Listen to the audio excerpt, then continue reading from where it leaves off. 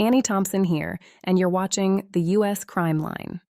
This week has delivered a series of cases from around the world that are as disturbing as they are complex. Stories that raise serious questions about motive, deception, and just how far people are willing to go.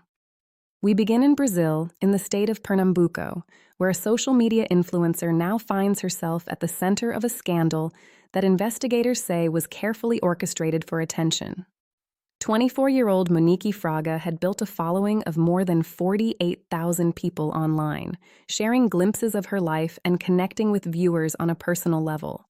But nearly a year ago, she posted a video that would change everything. In it, she appeared shaken and emotional, describing what she claimed was a terrifying kidnapping. According to her account, she and her husband Lucas had been ambushed outside their home in the city of Igaraçu by 3 armed men. She said they were forced into a wooded area, held captive for hours, and threatened while their attackers demanded a ransom. She told her audience she feared she wouldn't survive. She described a nearby river and said she believed she would be killed and thrown into it. Her voice trembled as she spoke about her children, saying they were the only thing on her mind during those hours of fear. She also claimed her husband had been beaten and that the attackers were targeting a gold chain she had previously shown on social media.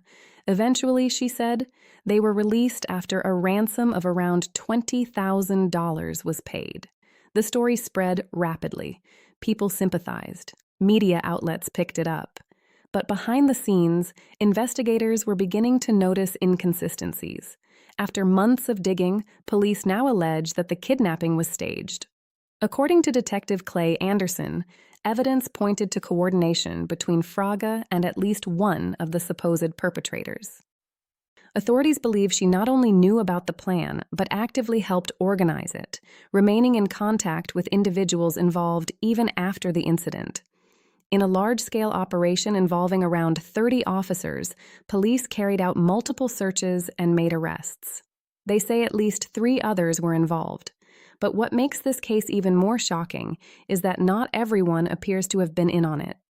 Investigators believe Fraga's husband may have been completely unaware of the deception. They say he was genuinely assaulted and robbed, and that he has consistently maintained he believed the kidnapping was real. If that's true, it adds a deeply unsettling layer to the case, turning what was already an alleged hoax into something far more serious.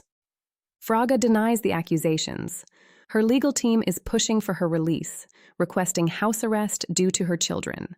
If convicted, she could face charges ranging from blackmail to wasting police resources.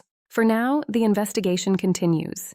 From Brazil, we move to the United Kingdom, where a quiet neighborhood in East Leeds has been shaken by a brutal and heartbreaking crime. In the early hours of March 28th, police were called to Kennerley Avenue in Crossgates after reports of a teenage girl found seriously injured on the pavement. By the time emergency responders arrived, members of the public were already trying to save her life. One of them, 64-year-old Wayne Mallows, had been woken by a knock on his door. A dog walker told him that someone nearby was performing CPR on a young girl. When he stepped outside, he saw her lying across the street, unconscious, while his neighbor worked desperately to keep her alive, guided by emergency operators over the phone. Mallows stepped in when his neighbor grew exhausted, continuing CPR until paramedics arrived. Despite their efforts, the girl later died at the hospital. She was identified as 16-year-old Chloe Watson Dansfield. Her injuries suggested she had been stabbed in the back and neck. The news sent shockwaves through the community. Police quickly made multiple arrests. 6 individuals between the ages of 17 and 19 were taken into custody, with 3 later charged with murder. Among them are 19-year-old Archie Rycraft and 18-year-old Kayla Smith. Details about what led to the attack remain limited. Investigators say Chloe had attended a party earlier that night and at some point became the victim of a violent assault. There are unconfirmed claims about a possible dispute, but authorities have not verified those reports. What is clear is the devastation left behind. Tributes poured in, describing Chloe as vibrant, confident, and deeply loved. Her family spoke of an irreplaceable loss, a presence that once lit up every room, now gone. As police continue their investigation, they are urging anyone with information to come forward. Next, we turn to Japan, where a horrifying act of violence unfolded inside one of the country's busiest shopping areas. At the Pokemon Center Mega Tokyo, located within a crowded commercial complex, 21-year-old employee Moa Harakawa was working behind the counter when a man approached her. Without warning, he pulled out a knife and attacked her. The suspect, 26-year-old Taiki Hirakawa, then turned the weapon on himself. Panic spread through the store as shoppers fled. Emergency responders rushed both individuals to the hospital, but neither survived. What has emerged since paints a deeply troubling picture. Hirakawa and Moa had previously been in a relationship. After it ended, he allegedly began stalking her. She reported him to police in December 2025, and he was arrested after being found near her home. Officers discovered disturbing footage on his phone, videos he had secretly recorded of her, as well as a knife in his vehicle. He was arrested again in early 2026 and reportedly admitted to stalking. Despite this, he was released later that month. Moa had taken precautions, even staying with a relative. Police had advised her to leave her job, knowing he was aware of her workplace. But she chose to stay, holding on to what had been her dream job. That decision, tragically, placed her directly in harm's way. From Japan, we move to India, where a case out of Visakhapatnam has stunned investigators. Police say a 30-year-old Navy technician, Chintatara Rendra, is accused of killing a woman he had been in a long-term relationship with. The victim, 31-year-old Polipali Monica, had reportedly been involved with him for several years after they met through a dating app. But Rendra had married someone else in 2024, and tensions between him and Monica had escalated. Investigators say she had been demanding money and threatening to reveal their relationship. When Rendra's wife left town, he allegedly invited Monica over.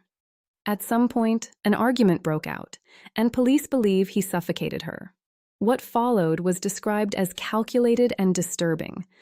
Authorities say he purchased a knife and dismembered her body, storing some remains in a refrigerator and disposing of others elsewhere.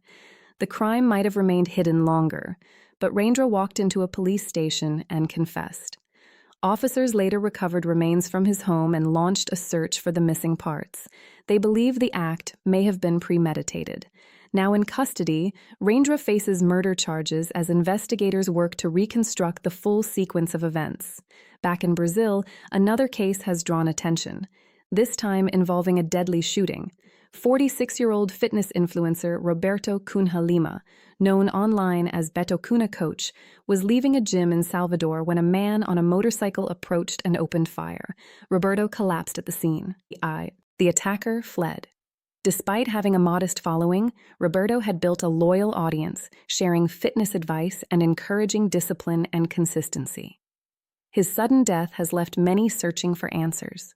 Police say the attack appears targeted, but no motive has been confirmed. The shooter remains at large. In Thailand, a routine checkpoint stop turned into something far more unusual. Police pulled over a pickup truck and quickly noticed something wasn't right. The driver appeared intoxicated, and his identification raised suspicions. A breath test confirmed he was over the legal limit. But the situation escalated when officers discovered he was wearing a wig and was, in fact, a monk. Further searches revealed a firearm in the possession of his passenger, along with cash and religious items. The woman initially claimed the weapon was hers, but later admitted it belonged to the monk. He now faces multiple charges, and religious authorities are also involved. From there, we head to Bali, where a violent killing has sparked international concern. A 49-year-old Dutch man, Rene Powell, was attacked outside a villa by two men on a motorcycle. Armed with large blades, they carried out a brutal assault in front of his partner. She managed to escape and hide while the attackers fled. Rene later died from his injuries. While robbery has not been ruled out, nothing appeared to be stolen. Reports suggest he had a criminal past, raising the possibility of a targeted attack. Police have launched a manhunt, And finally, in Australia, one of the country's largest manhunts has come to an end. Dessie Freeman, accused of killing 2 police officers months earlier, had been on the run for over 200 days. Known for his survival skills and anti-government beliefs, he had managed to evade capture in remote bushland. That changed when police tracked him to a rural property. After a tense standoff, Freeman emerged armed and allegedly fired at officers. He was shot and killed. Authorities are now investigating who may have helped him during his time in hiding. For the families of the fallen officers, it marks a step forward, but not closure. These cases, each unfolding in different parts of the world, share a common thread: human choices, consequences, and the lasting impact of violence and deception. This is Annie Thompson, and you've been watching the U.S. Crime League.